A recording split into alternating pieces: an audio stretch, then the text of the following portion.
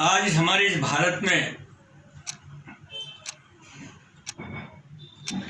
आज एक बहुत बड़ी लहर चल रही है। हमारे देश के प्रधानमंत्री नरेंद्र मोदी जी ही नहीं बल्कि भारतीय जनता पार्टी का एक सपना है कि हमारा हिंदुस्तान हिंदू राष्ट्र घोषित हो। यह कोई राजनीतिक दलों की भावना नहीं है। ये हिंदुस्तान के 130 करोड़ में जो कुछ लोग हमारे हैं वो ये चाहते हैं कि हमारा हिंदुस्तान की एक नई पहचान पूरे विश्व में बने और हिंदू राष्ट्र इस देश के अंदर घोषित हो पूरे विश्व के अंदर। उसका एक कारण है, जब हमारा देश आजाद हुआ तो धर्म के आधार पर हुआ, जाति के आधार पर हुआ और उसी आधार पर इस देश का विभाजन ही हुआ। ये हिंदुस्तान के मुसलमानों को अगर कभी अब चाहते हैं तो हमने उनको पाकिस्तान के रूप में दे दिया। जब हमने अपने देश का बंटवारा धर्म के आधार पर हमने जब उनको पाकिस्तान में दे दिया तो फिर मेरे दोस्तों फिर ये हमारा भारत फिर हिंदू राष्ट्र नहीं बनेगा तो क्या बनेगा। पर कुछ लोग ये राजनीतिक अपनी रोटी सेकने के कारण वो ये नहीं चाहते कि हिंदुस्तान हिंदू राष्ट्र बने। वोटों की राजनीति तुष्टीकरण के कारण चाहे हमारे देश का नुकसान हो जाए, चाहे हमारे देश का भला ना हो, पर उनकी पार्टी का भला होना चाहिए।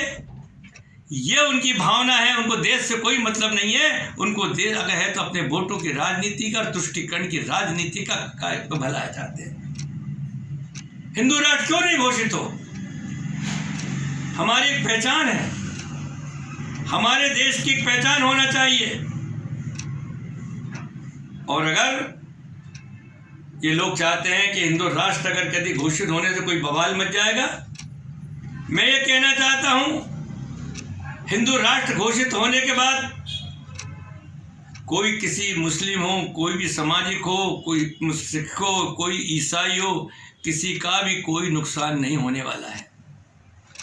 क्योंकि उन्हें प्रेरणा मिलेगी कि हम इस देश के नागरिक हैं और हमारा जीवन अगर है तो हमारे इस देश के लिए, हमारे समाज के लिए है। समाज का मतलब ये कि मानव समाज के लिए, हिंदुस्तान की जितनी भी समाज जाति है उनके लिए हमारा जीवन है। तो उसके अंदर अगर ये भावना हमारी है तो उसके अंदर क्या गलत कर रहे हैं मोदी जी?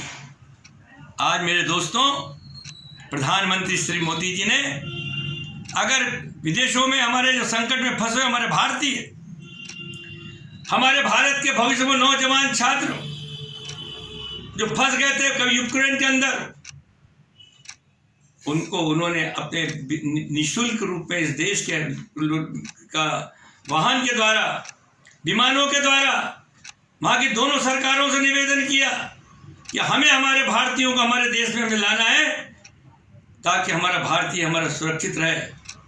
ये मोदी जी का प्रभाव है कि दोनों देश दुश्मन थे, यूक्रेन और रसिया, लेकिन दोनों देश आपस में दुश्मन थे। लेकिन ये मोदी जी की कला है, उनकी कलाकारी है कि दोनों ही देश आज मोदी जी के प्रिय हैं और भारत के प्रिय हैं। इसलिए मेरे दोस्तों, इस हिंदुस्तान को पहचानो। मोदी जी ने कभी नहीं कहा कि नहीं मैं हिंदू लड़कों को लेके आऊंगा, हिंदू नागरिकों को लेके आऊंगा। उन्होंने तो मुस्लिम हो, हिंदू हो, सिख हो, ईसाई हो, जैन हो, आरसी पारसी, एनीबडी कोई भी हो, पर वो हमारा भारत का है और इसलिए उन्होंने कभी भेदभाव नहीं किया। तो फिर मेरे दोस्तों, ये कांग्रेस के लोग या दूसरे विपक्ष के लोग फिर आज क्यों कहते हैं कि मोदी जी जो है मतलब कट्टरवादी है, ऐसा है। लेकिन मोदी जी जैसा व्यक्ति ने आज हमारे विश्व का 130 करोड़ जनता का वो सूरज है, 130 करोड़ जनता का वो नुमाइंदा है, वो भारत माता का वो मुकुटमणि है। इसमें आज हमारा हिंदुस्तान 130 करोड़ की जनता उनकी छतरी के साए में, उनके छतरी के नीचे आज सुरक्षित है। मेरे दोस्तों, मैं आपसे निवेदन करना चाहता हूं कि हमें कभी भी इस प्रकार की बातें करके, हमारे देश का प्रधानमंत्री और पार्टी का प्रधानमंत्री नहीं है, वो हमारा देश का प्रधानमंत्री है और आने वाला भविष्य हमारे भारत का अगर सुरक्षित है, हमारा भारत का अगर के भविष्य दुनिया के अंदर प्रकाश फैलाएगा तो मोदी जी के सूर्य के किरण के समान पूरे दुनिया को प्रकाश देगा।